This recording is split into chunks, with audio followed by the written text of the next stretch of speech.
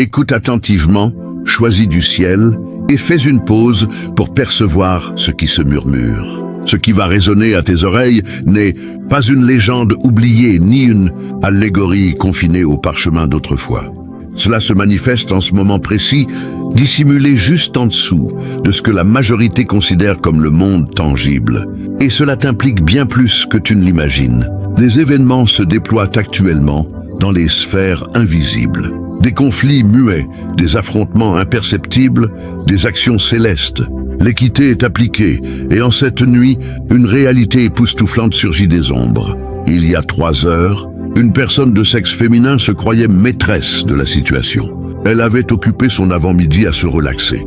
La fureur consumait son intérieur et le poison imprégnait ses paroles.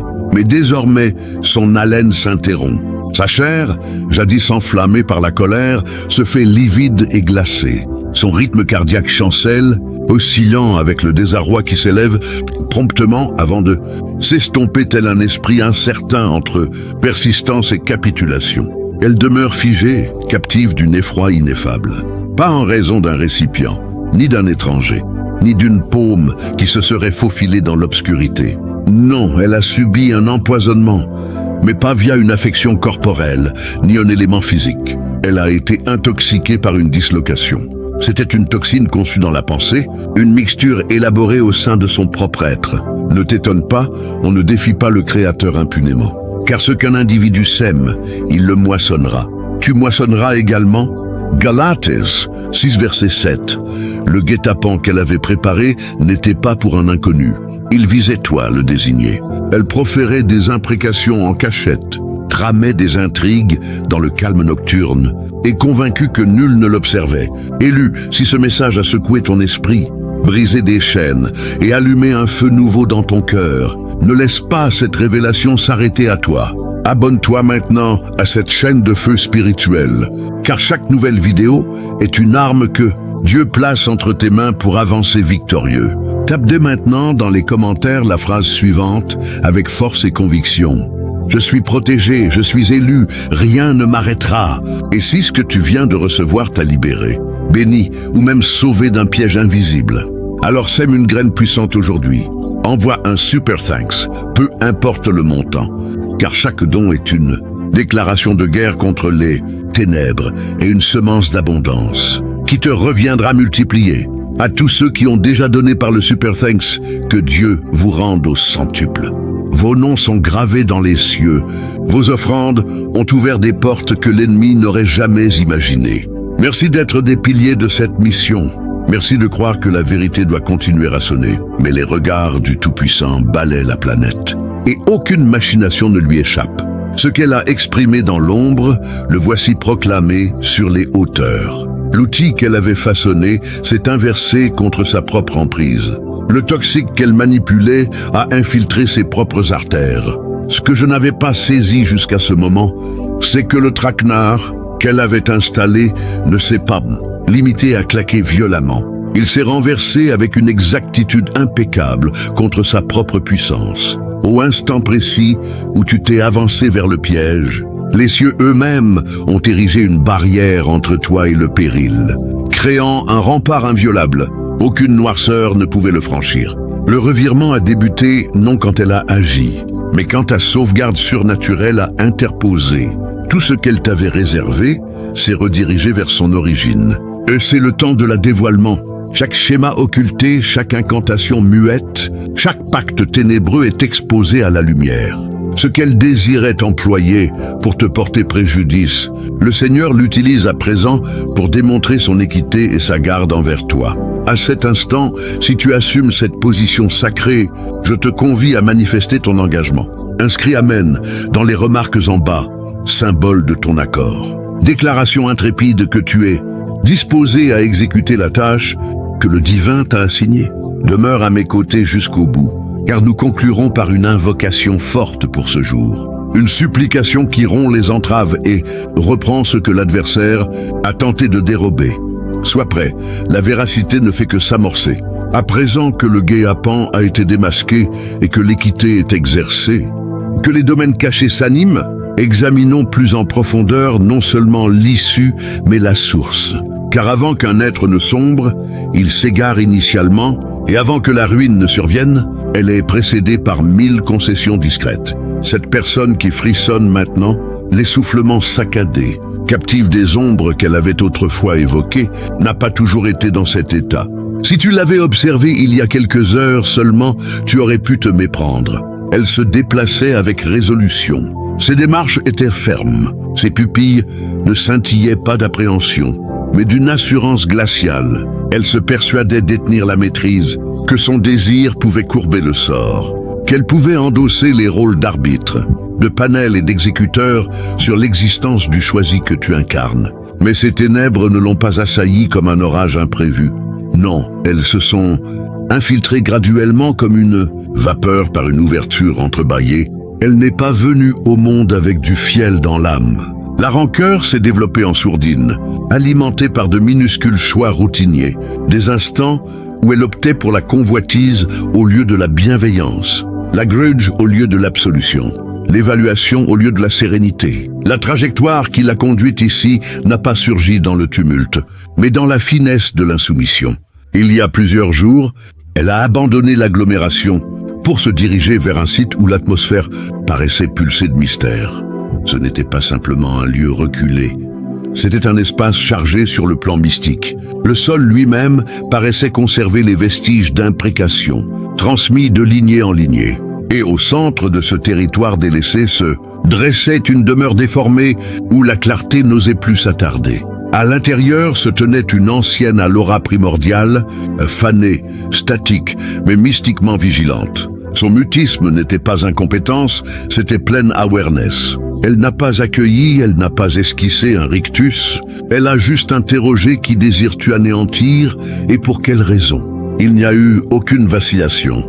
Ton identité a franchi ses lèvres, non comme une admission mais comme un projectile armé. Sa tonalité ne flanchait pas, aucune indécision, seulement une vigueur farouche.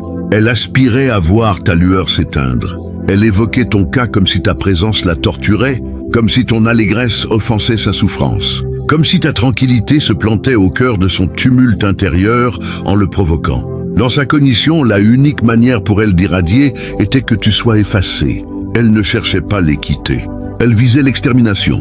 Pas seulement altérer ton mental, mais pulvériser ton avenir, métamorphoser tes éclats, de rire en mutisme et abolir le futur.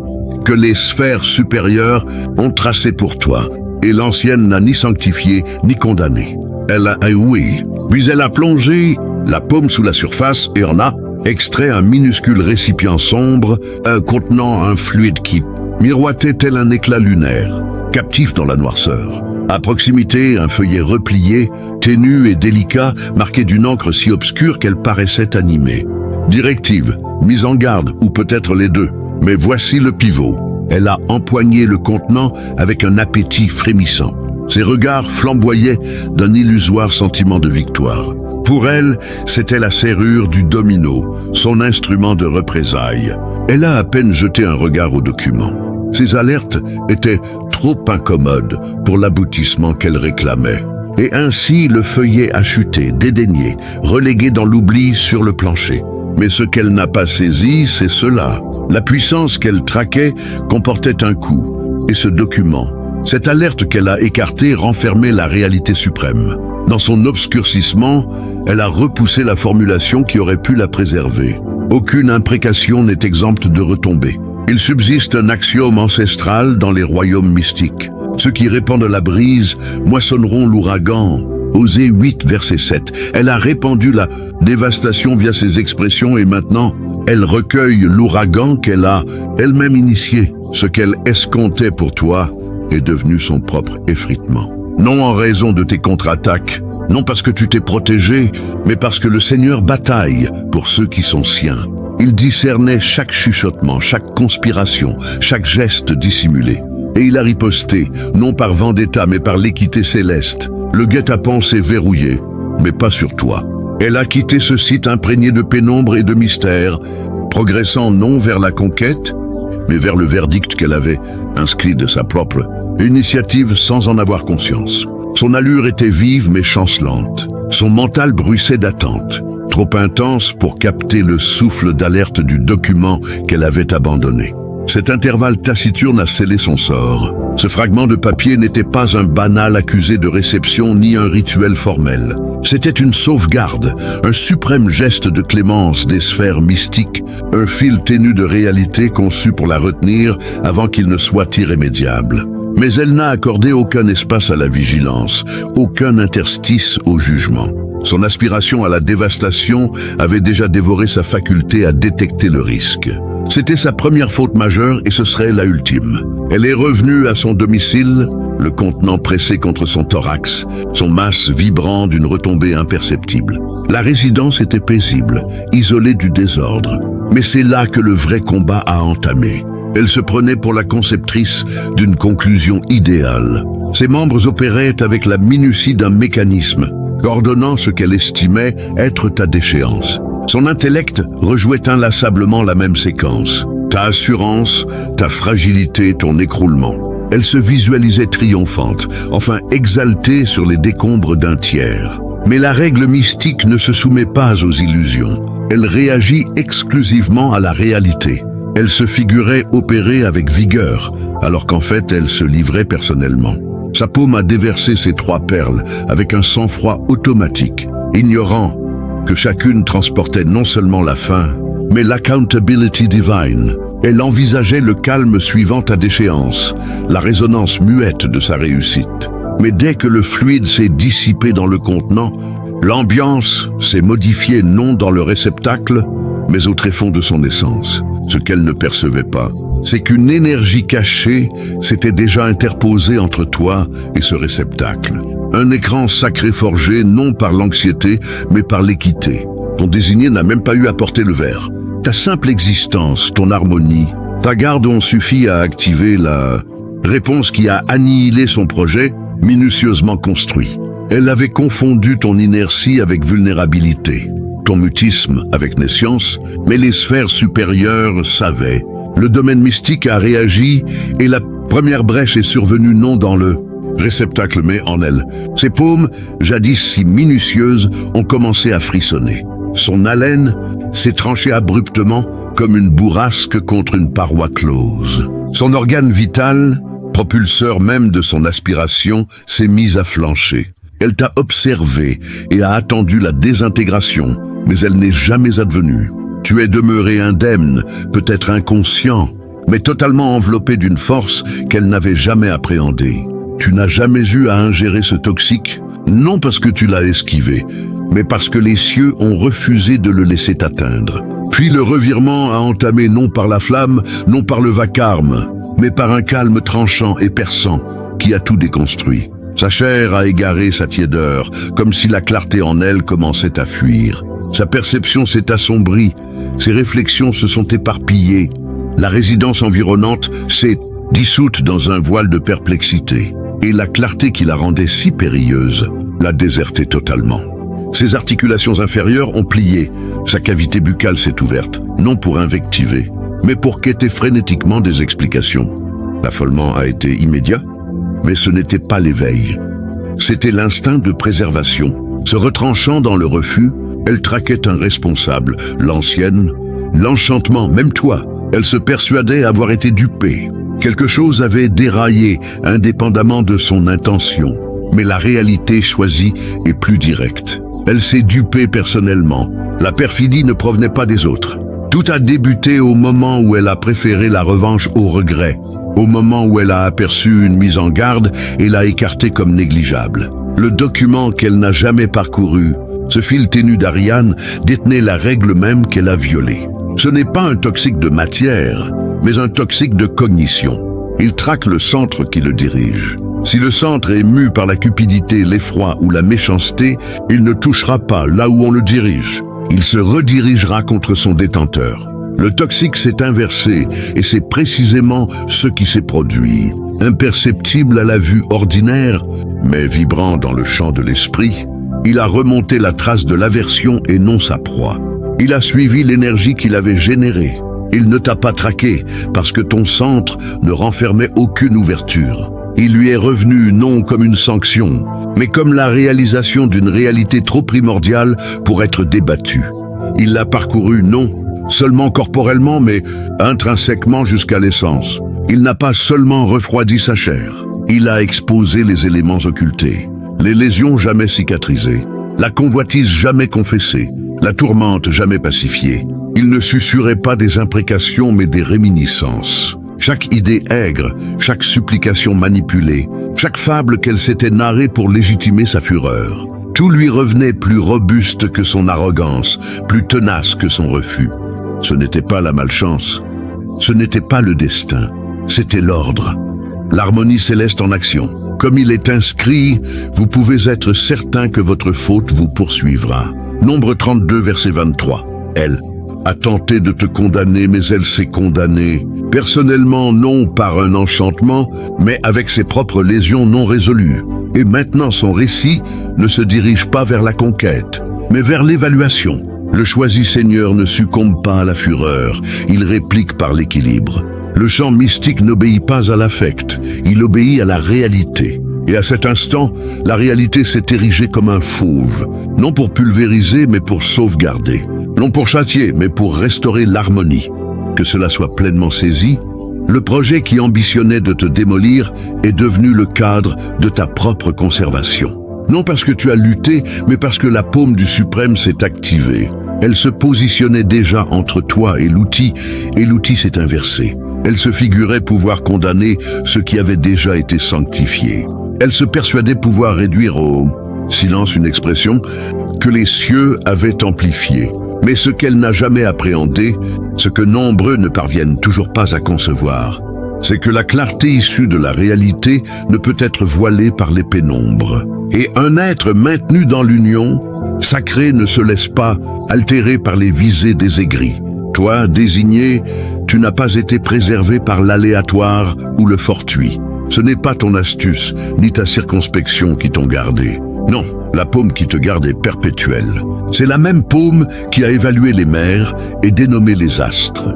Elle discerne chaque idée avant qu'elle ne prenne forme, chaque intention avant qu'elle ne soit énoncée, et elle conserve ce qui est sien, avec une résolution inébranlable. Dès l'instant où elle a orienté sa cognition contre toi, elle l'a orientée contre l'essence même de la réalité. Et la réalité, lorsqu'elle est reniée, a une façon de se muer en verdict. À présent, elle halète, sa vigueur se dissipant dans le vide. Mais ce n'est pas seulement son enveloppe qui se désagrège, c'est son mirage. Le récit qu'elle se contait, qu'elle était la souffrante, que sa tourmente légitimait la brutalité, que ta clarté représentait un danger, s'effondre sous la masse des retombées.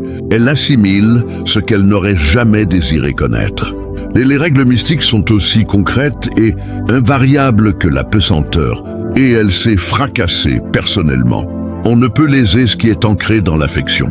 On ne peut condamner ce qui est saint de sérénité. On ne peut démolir ce qui est en faveur. La règle est directe et équitable. Son insuccès ne résidait pas seulement dans le toxique qu'elle avait apprêté, mais dans la cognition même qui l'animait.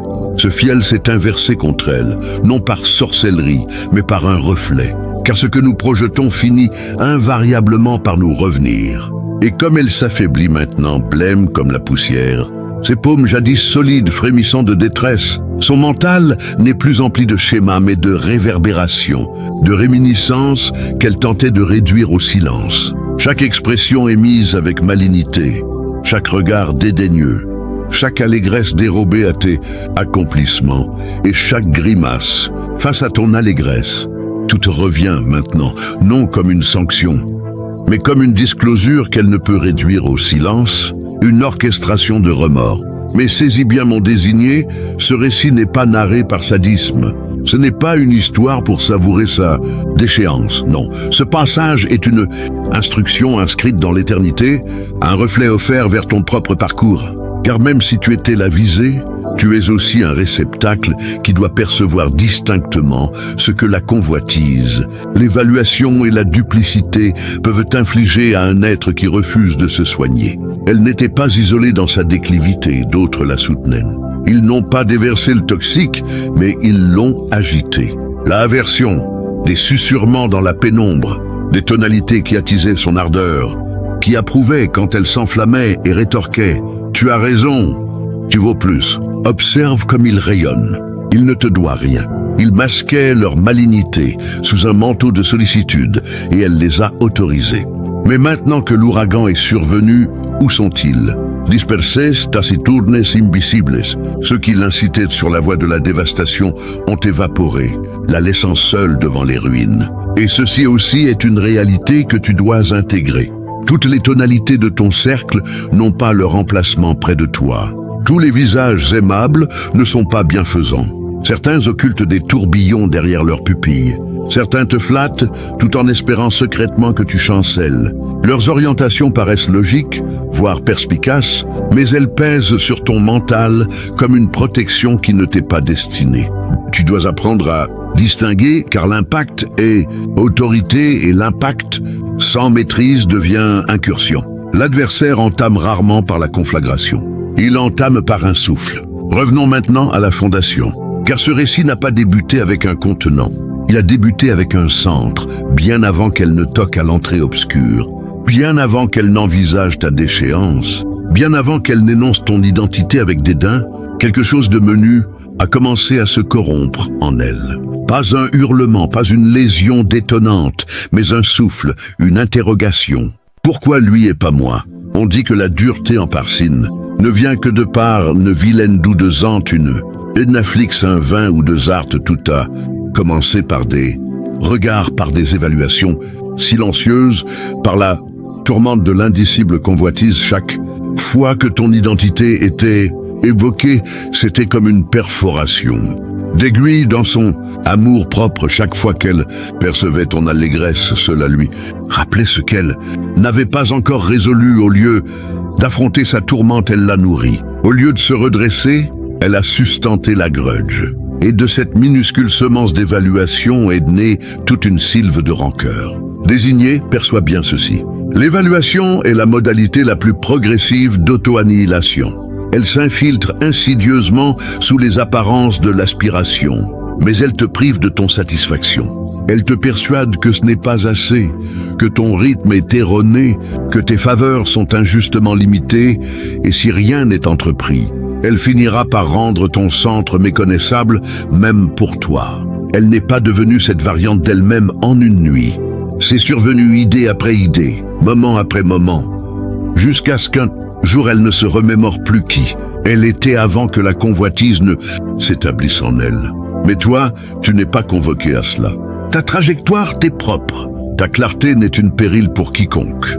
C'est un témoignage de ce qui est réalisable lorsqu'une existence est en accord avec son objectif. Ne calibre pas ta sérénité intérieure aux ovations d'autrui. Ne questionne pas ta valeur selon les faisceaux dirigés sur un autre. Tu es adéquate, car tu as été conçue avec dessein. Le suprême ne t'a pas conçu pour que tu concours. Il t'a conçu pour réaliser la tâche singulière de ton existence. Alors intègre cela, exprime cela, aspire cela. Que son récit serve de mise en garde, mais qu'il serve aussi à dissiper les interdits. Qu'il soit un appel à demeurer limpide d'esprit, limpide de centre et audacieux dans la réalité. Il reste encore beaucoup à dévoiler. Le récit n'est pas achevé, élu du ciel.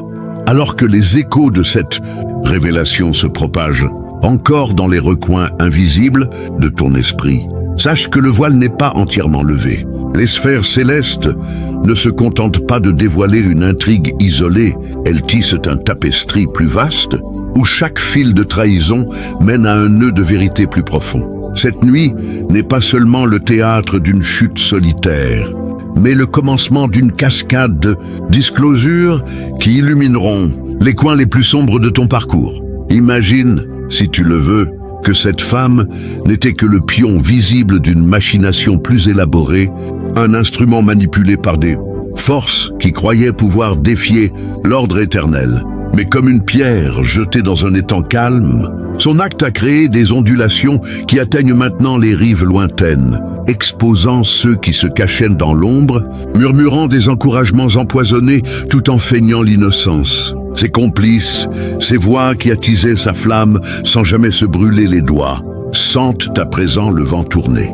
Leur cœur, autrefois gonflé d'une satisfaction vicieuse, commence à palpiter d'une anxiété qu'ils ne peuvent nommer. Car le divin ne juge pas à moitié, sa lumière perce chaque couche. révélant non seulement les actes, mais les intentions enfouies, les alliances secrètes forgées dans le silence des nuits sans lune. Le Seigneur, dans sa sagesse infinie, n'envoie pas la foudre pour punir. Il permet simplement que la loi universelle opère, que chaque énergie projetée revienne à son expéditeur, avec une force amplifiée par la vérité. Et toi, élu, tu n'as pas à lever le doigt pour te défendre, car la garde qui t'entoure est tissée de fils indestructibles, forgés dans les fours de la création elle-même. Mais cette suite ne s'arrête pas à l'exposition des ombres. Elle invite à une transformation plus profonde en toi. Car si cette histoire t'a été révélée, ce n'est pas pour que tu contemples la chute des autres avec détachement, mais pour que tu examines ton propre jardin intérieur. As-tu, à ton tour, laissé germer des graines d'envie, même minuscules, face aux bénédictions d'autrui? As-tu comparé ton chapitre à celui d'un voisin, oubliant que chaque récit est écrit par une main qui connaît le plan complet? La leçon ici est claire. La comparaison n'est pas un simple piège.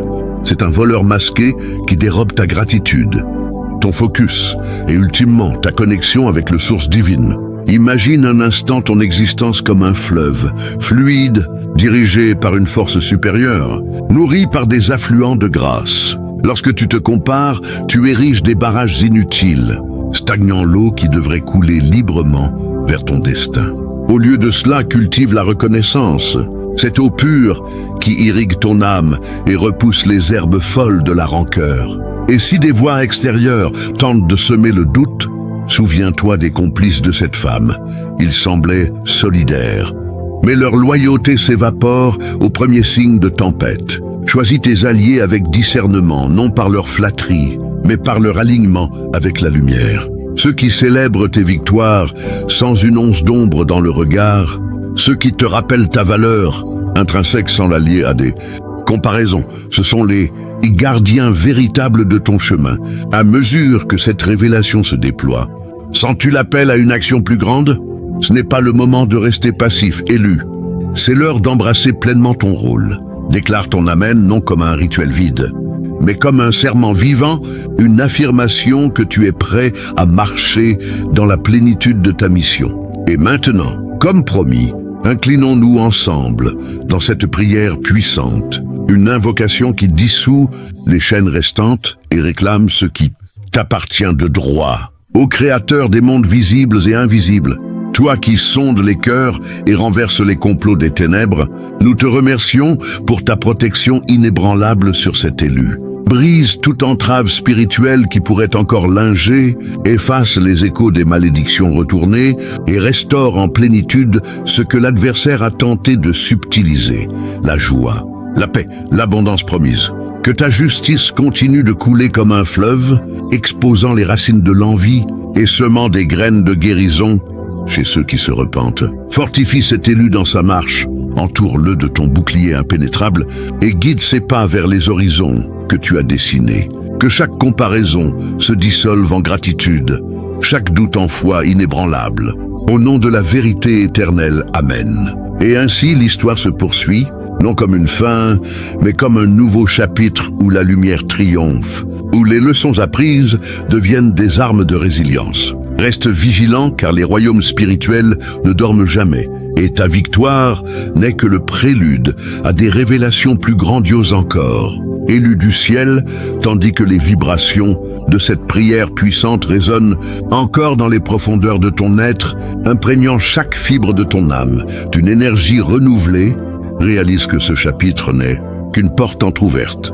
Sur un royaume bien plus vaste de mystères divins, les sphères invisibles ne se limitent pas à corriger une injustice isolée. Elles orchestrent une symphonie éternelle où chaque note discordante est harmonisée par la main du Créateur. Cette révélation que tu viens de vivre, ce renversement spectaculaire où le mal ourdi contre toi s'est retourné contre ses auteurs, n'est pas une fin en soi, mais le prélude à une série de dévoilements qui illumineront les sentiers obscurs de ton destin. Imagine, si ton esprit est prêt à l'accueillir, que cette femme n'était que l'avant-garde d'une légion d'ombre, un émissaire envoyé par des forces qui, dans leur arrogance, pensaient pouvoir défier les lois immuables de l'univers spirituel. Mais le divin, dans sa sagesse infinie, utilise même les ténèbres pour polir la lumière, transformant les complots en catalyseurs de croissance, les attaques en opportunités de fortification. À mesure que les ondes de cette justice céleste se propagent, elles atteignent maintenant les recoins, à cacher ou se taire, ceux qui ont murmuré dans l'ombre, ceux qui ont attisé le feu sans jamais oser le toucher directement. Leurs âmes, jadis gonflées d'une satisfaction perverse dérivée de la chute d'autrui, commencent à frissonner sous le poids d'une conscience qui s'éveille malgré elle, car le Tout-Puissant ne frappe pas avec une vengeance humaine. Il permet simplement que la balance cosmique se rééquilibre, que chaque semence de discorde récolte son fruit amer, non par punition arbitraire, mais par l'application inexorable d'une vérité ancestrale. Ce que l'on émet revient multiplié comme un écho amplifié dans les vallées éternelles. Penche-toi plus profondément sur cette toile spirituelle qui se déploie. Il y a des semaines, bien avant que cette intrigue ne prenne forme physique, un réseau subtil s'était tissé dans les domaines invisibles. Des âmes égarées, unies non par une cause noble, mais par une envie collective, se sont rassemblées dans des espaces discrets, peut-être des échanges virtuels voilés par l'anonymat, ou des conversations murmurées au crépuscule, où les mots glissent comme des serpents dans l'herbe. Observe sa progression fluide, disait-il, dissimulant leur jalousie sous un vernis de critique constructive. Sa gloire n'est qu'illusion. Il est temps de rétablir l'équilibre. Mais ce qu'ils ignoraient, c'est que chaque parole lâchée dans le vent de la division invoque non une brise légère, mais un ouragan qui les engloutit tous sans distinction. En cet instant même, alors que tes yeux parcourent ces lignes sacrées, l'un de ses complices ressent une contraction inexplicable dans son torse. Un doute qui s'infiltre comme une fissure dans une armure autrefois impénétrable. Ses sommeils, naguère sereins, se peuplent désormais de visions troublantes, où des miroirs se dressent inopinément, reflétant non leur façade polie, mais la distorsion grotesque de leurs intentions enfouies. Le Seigneur, dans sa miséricorde infinie, n'envoie pas le tonnerre pour anéantir. Il laisse la loi universelle opérer, permettant que chaque vibration projetée revienne à son origine avec une intensité décuplée par la pureté de la vérité. Et toi, désigné du ciel, tu n'as nul besoin de brandir une arme pour te protéger, car la forteresse qui t'entoure est érigée avec des matériaux indestructibles, forgés dans les ateliers de la création primordiale elle-même. Mais cette continuation ne se borne pas à l'exposition des ténèbres environnantes. Elle t'invite à une introspection plus profonde, à un voyage intérieur où tu examines les jardins secrets de ton propre cœur. Car si cette narration t'a été accordée, ce n'est pas pour que tu observes la déchéance des autres avec une distance froide, mais pour que tu scrutes tes propres terres intérieures avec une honnêteté impitoyable. As-tu, à un moment ou un autre, permis à des germes d'envie, même infimes, de prendre racine face aux grâces octroyées à tes semblables? As-tu mesuré ton propre chapitre contre celui d'un autre, oubliant que chaque histoire est rédigée par une plume qui connaît l'intégralité du manuscrit divin? La morale ici est limpide et tranchante. La comparaison n'est pas un piège anodin.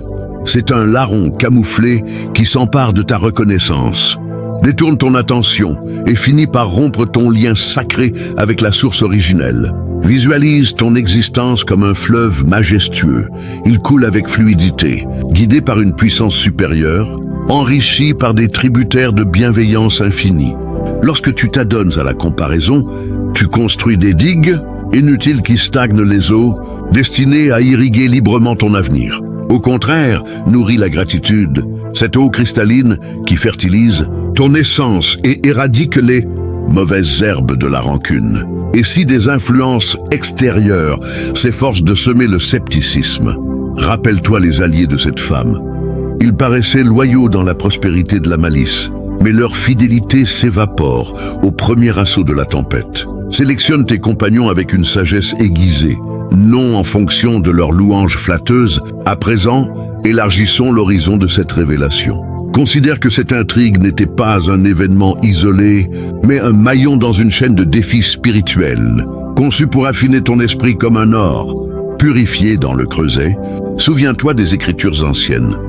Car nous n'avons pas à lutter contre la chair et le sang, mais contre les dominations, contre les autorités, contre les princes de ce monde de ténèbres, contre les esprits méchants, dans les lieux célestes. Éphésiens 6, verset 12. Ces forces ne se manifestent pas toujours par des actes flagrants. Elles s'insinuent par des subtilités, des doutes semés comme des graines dans un sol fertile. Peut-être as-tu ressenti ces derniers temps une fatigue inexplicable, une lourdeur qui pèse sur tes épaules sans cause apparente. Ce n'est pas le hasard, c'est le résidu d'assauts invisibles, des flèches empoisonnées, lancées depuis les royaumes obscurs pour entraver ton avancée. Mais voici la gloire de la protection divine. Elle ne se contente pas de dévier ses projectiles, elle les transmute en carburant pour ton élévation. Chaque tentative de te faire trébucher devient une marche supplémentaire vers les sommets que le Créateur t'a réservés. Imagine une forteresse imprenable, entourée de remparts vivants, où chaque pierre est une promesse biblique, chaque tour une vérité éternelle. Toi, élu, tu résides au cœur de cette citadelle et les assauts extérieurs ne font que renforcer ses fondations. Prends le temps de méditer sur cela. Combien de fois dans ton passé as-tu échappé à des périls sans même en avoir conscience? Une décision reportée qui t'a évité un piège, une rencontre fortuite qui t'a ouvert une porte inattendue. Tout cela n'est pas coïncidence, mais orchestration céleste. Plongeons encore plus loin dans les abysses de cette leçon spirituelle. La femme qui a initié ce complot n'était pas une antagoniste solitaire. Elle était le reflet d'une condition humaine universelle, une illustration vivante de ce qui arrive lorsque l'âme s'éloigne de sa source. Avant que la jalousie ne la consume, elle était peut-être comme toi, un être en quête de sens, naviguant les eaux tumultueuses de l'existence.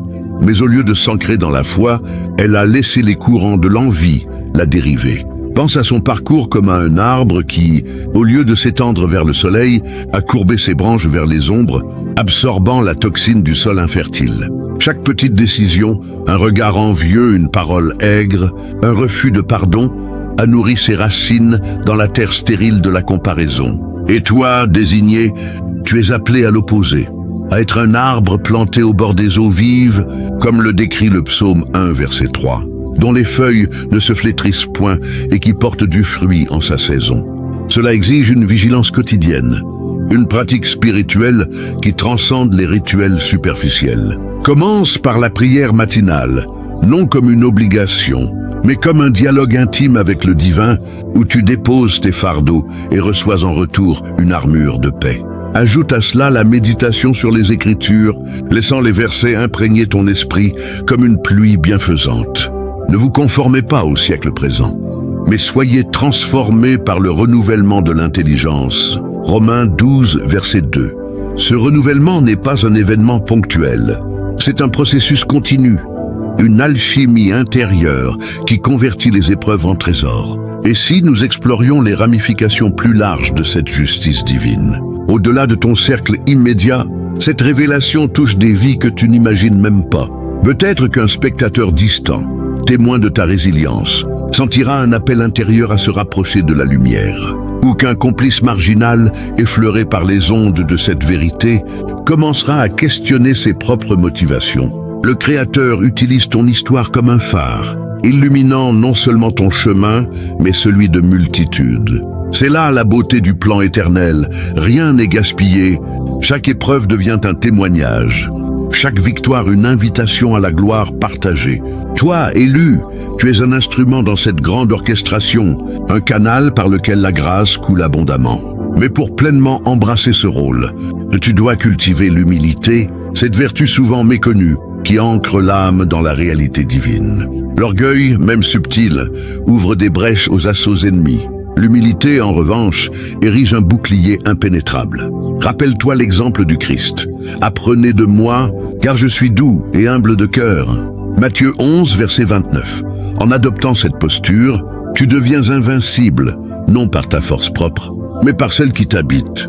Maintenant, alors que nous approchons des strates les plus profondes de cette continuation, sans l'appel à une activation plus intense de ta mission, ce n'est plus le temps de l'observation passive, C'est l'ère de l'engagement actif. Déclare ton Amen non comme un geste rituel, mais comme un vœu vivant, une proclamation que tu es prêt à arpenter les sentiers que le divin t'a tracés, à briller dans l'obscurité sans crainte. Et pour clore ce chapitre étendu, unissons-nous une fois de plus dans une invocation puissante, une prière qui non seulement brise les chaînes résiduelles, mais élève ton esprit vers des hauteurs inédites. Ô maître des univers visibles et cachés, toi qui sondes les abysses des cœurs et renverses les forteresses des ténèbres, nous te louons pour ta garde infaillible sur cet élu.